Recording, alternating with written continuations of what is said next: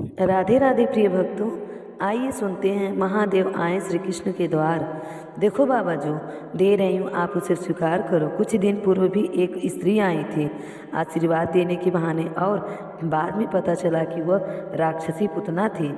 तब से हमने लल्ला को देखाने और दिखाने से दूर ही रखते हैं। तुम कहना क्या चाहती हो कि हम भी कोई ढोंगी हैं? नहीं, आप तो बुरा मान गए, लेकिन वो क्या है ना, आपकी जो ये अनोखी वेशभूषा में आए हो ना, राम जाने आप कौन हो। ना बाबा है ना मैं। अब मैं लल्ला को संकट में नहीं डाल सकती। लल्ला तुम्हें देख के डर जाएगा। महाघातक सांपों को एक सांप में निगलने वाले, गरुड़ को सवारी करने वाले, पूरे संसार की रक्षा करने वाले, पर कैसा संकट माया, क्या कह रहे हो सखा?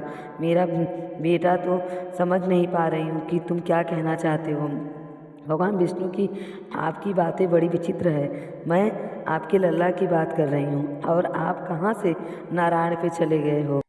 कृष्ण जी कहने लगे, आप सच्ची में भोले हो। आप भोले शंकर मैया को मनाना बहुत ही मुश्किल है। जब तक वो नहीं मानेगी, आपका दर्शन भी नहीं दिलवाएगी। जब तक मैं अपने लल्ला को अच्छी तरह से नहीं निहार लेती, तब तक यहाँ से नहीं जाऊँगा, और आपकी लल्ला को मैं निहार के ही जाऊँगा। तब तक मैं यही आपके द्वार पर ही बैठा रहूँगा। भोलेनाथ माँ से आग्रह करने लगे, यशोदा मैया से, जितना समय मन करे उतना समय तक यहाँ बैठो।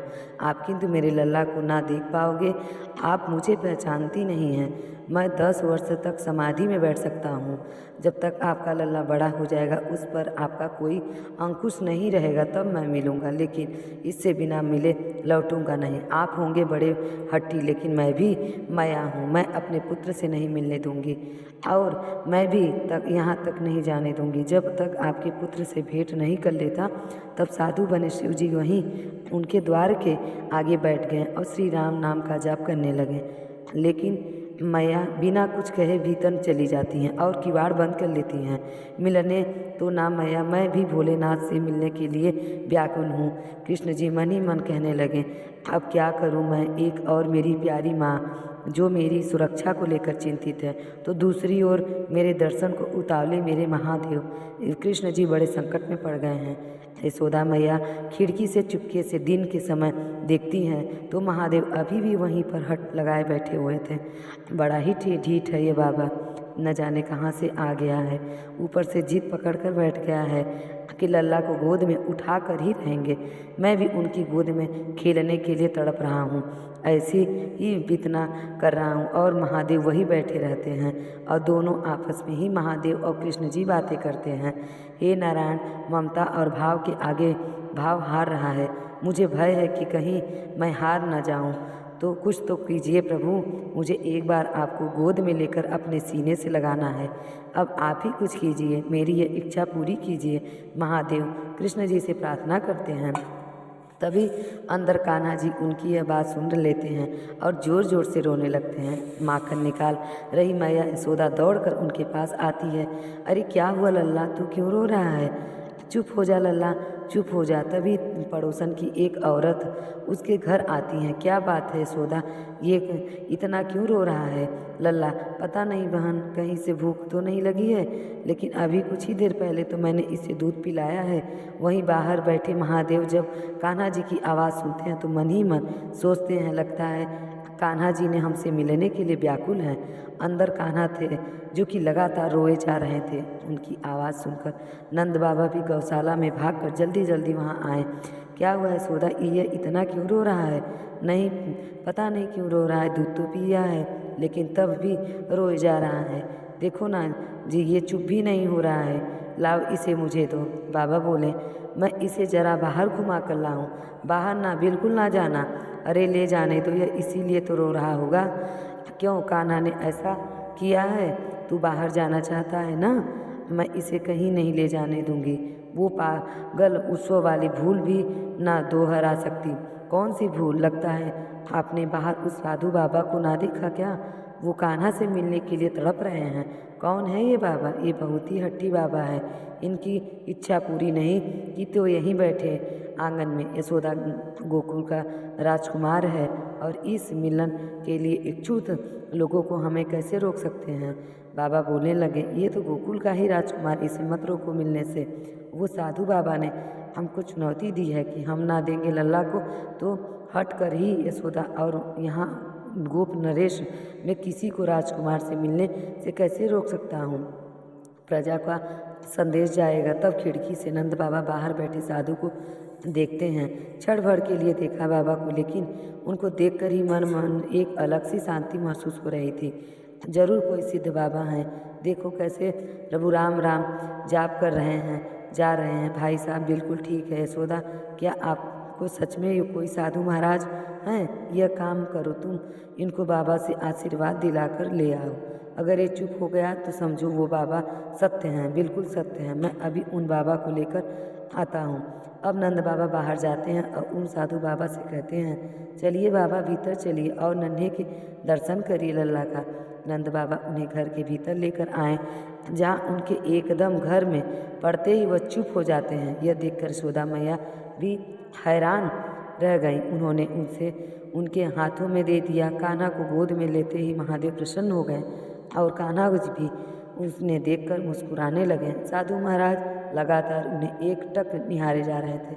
तब मैया यशोदा बोली, बाबा आप मेरी लल्ला को यूं एकटक मत देखिए, कहीं से उसे नज़र न लग जाए।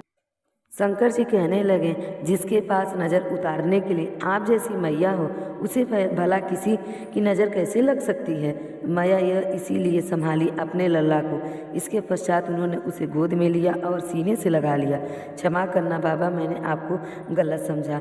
कोई बात नहीं मैया, लेकिन आज मेरी मन बहुत प्रसन्न है कि अब मेरे मित्र को, माँ को वो प्यार मिला जिसके लिए वो सबको से तरस रहे हैं कब से। अरे क्या कह रहे हो? यह सारा का सारा खेल भेद में क्यों खेल रहे हो आज? यह मेरा मतलब है कि जब एक माँ तड़पती है अपने बच्चों के लिए, ऐसे ही बच्चे भी तड़पते हैं अपनी माँ के लिए, फिर वह कोई साधारण बालक हो या स्वयं सा नारायण का अवतार। अच्छा अब मैं चलता हूँ। आप तो कितनी अच्छी बातें करते हैं बाबा, मैं आपके लिए कुछ लाऊं? तभी महादेव को याद आता है कि माँ पार्वती ने उनसे आते वक्त यशोदा मैया के हाथों का मक्खन लाने की बात कही थी। सुना है आप मक्खन बहुत ही उचित बनाती हैं, अगर हो सके तो हमें थोड़ा मक्खन की लड्डू मिल जाएगी। अगर ले आओ तो ले आओ।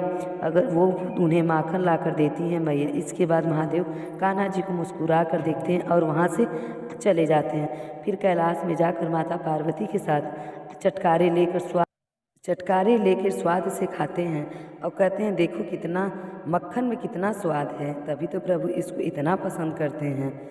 एक बार भगवान शंकर तपस्या में उठे तो माँ पार्वती उनके पास आईं और बोली, स्वामी आप सारा दिन पर्वत पर बैठे रहते हो और मैं सारा दिन घर का काम काज करती हूँ, भूखी प्यासी बैठी रहती हूँ, आप कुछ ही नहीं कमाते हो, मैं क्या खाऊं, क्या बच्चे को खिलाऊं? आपने कभी इन और ध्यान भी दिया है? परिवार कैसे चलेगा? माँ पार्वती की बातें भगवान शंकर ध्यान से सुन रहे थे। आप मेरी एक बात मानोगी स्वामी? मैंने तुम्हारे साथ फेरे लेते हुए 7 वचन निभाने का वादा किया था, तुम कहो तो मैं तुम्हारी बात अवश्य मानूंगा। फिर ठीक है, एक काम करो, आप वृंदावन चले जाओ। एक आपका अपना नंदी बैल जो है और एक बैल में आपका वह कन्हैया में मांग लेना, लेकिन खेत है, आप वहाँ पर खेती करना, कन्हैया का एक बैल लेके और फसल उगे उसे ले आना, कुछ तो काम चलेगा। लेकिन एक बात का ध्यान रहे स्वामी, आप वहाँ जाकर कन्हैया से कहना कि आप खेती ऊपर ही लोगे और नीचे का हिस्सा कन्हैया को दोगे। ठीक है हे पार्वती, मैं अभी नंदी बैल पर बैठकर वृंदावन जाता हूँ। इसके पश्चात भगवान शंकर अपने बैल नंदी पर बैठ गए और कन्हैया जी के साथ जाने लगे। जब भोले बाबा कन्हैया जी के पास जाने लगे, रास्ते में नंदी बैल उसने बोला, प्रभु हम जा तो रहे हैं, लेकिन यह कन्हैया बहुत चालाक है, बहुत तेज है, कोई नहीं जो होगा जो देखा जाएगा। मैंने पार्वती को वचन दिया है कि अब खेती करेंगे तो ही लौटूंगा। और फिर उनके पश्चात शंकर जी ने अपने बैल नंदी के पास कृष्ण जी के द्वार पहुँचे और अपना शंख बजाने लगे। शंख की आवाज़ सुनकर कृष्ण जी द्वार खोलते हैं तो उनके सामने भगवान शंकर खड़े हैं। कृष्ण जी भगवान शंकर को प्रणाम करते हैं, भोलेनाथ आप आइए, भीतर पधारिए। अचानक कैसे आना हुआ? मुझे संदेशा भेजा देते, मैं आपसे मिलने आ जाता। कन्हैया मेरा एक काम है जो केवल तुम ही कर सकते हो। हाँ हाँ बताइए प्रभु, मैं आपकी किस प्रकार सहायता कर सकता हूँ? मुझे आपके खेतों पर खेती करनी है। एक बैल मेरे पास है, एक बैल आप अपना दे दो और अपने खेत पर मुझे खेती करने के लिए दे दो। क्यों मैया, आप आपको क्या विचार है? भगवान शंकर हमारे खेत पर खेती करना चाहते हैं। मैया एक अपना बैल दोगी तो कोई बात नहीं, अच्छी बात है, अगर दे दोगी तो बनी सफल मिल जाएगी। और मेरी एक शर्त है, खेती में आप जो कुछ मुझे बोने को दोगे वह मैं बो दूँगा, पर खेती के ऊपरी हिस्सा मैं रखूँगा। तो आप बताओ मैं क्या बोऊँ? ठीक है, मुझे मंजूर है। एक काम करो, आप ना आलू बो दो, ठीक है? फिर मैं फसल तैयार होने के बाद ही आपसे मिलूँगा। इसके बाद शंकर जी वो बैल को लेकर खेती करने चले गए। उन्होंने खूब मेहनत से खेती की और आलू उगाए।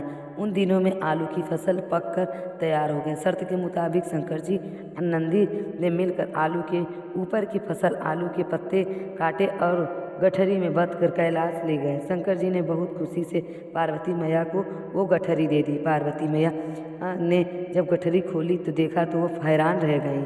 उस गठरी में तो पत्ते ही पत्ते थे। प्रभु, यह क्या उठा लाए हो? भोलेनाथ बहुत भोले हैं, उन्हें पता ही नहीं था खेती कहाँ है जो आपने की थी। पार्वती, मैंने तो वैसा ही किया जैसा तुमने मुझसे कहा था।